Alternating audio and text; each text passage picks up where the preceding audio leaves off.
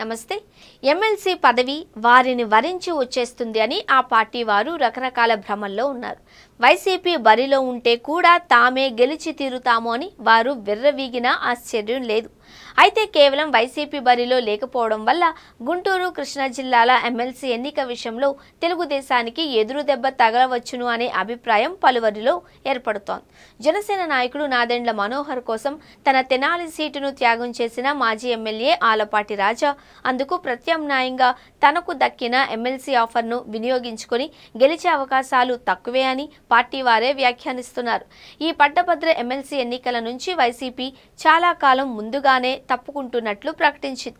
కూటమి ప్రభుత్వం అనుసరిస్తున్న ధోరణులు గమనిస్తే ఎన్నికలు నిజాయితీగా పారదర్శకంగా జరుగుతాయి అనే నమ్మకం తమకు కలగడం లేదు అని, అందుకే ఈ ఎన్నికల్లో పోటీ చేయబోము అని పార్టీ తేల్చేసింది. విజయం ఏకపక్షం అవుతుంది అనే ఉద్దేశంతో చంద్రబాబు నాయుడు అభ్యర్థులను కూడా ప్రకటించేశారు.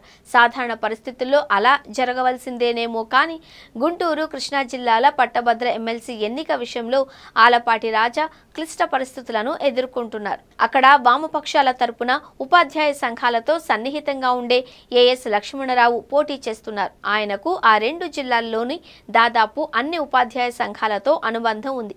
అలాగే వామపక్షాలకు చెందిన వివిధ కార్మిక, ట్రేడ్ యూనియన్లతో కూడా సంబంధాలు ఉన్నాయి. వీటి పర్యవసానంగా ఆయా సంఘాలకు చెందిన పట్టభద్రుల ఓట్లన్నీ గంపగుత్తగా ఆయనకే పడే అవకాశం ఉంది అని పలువురు అంచనా వేస్తున్నారు.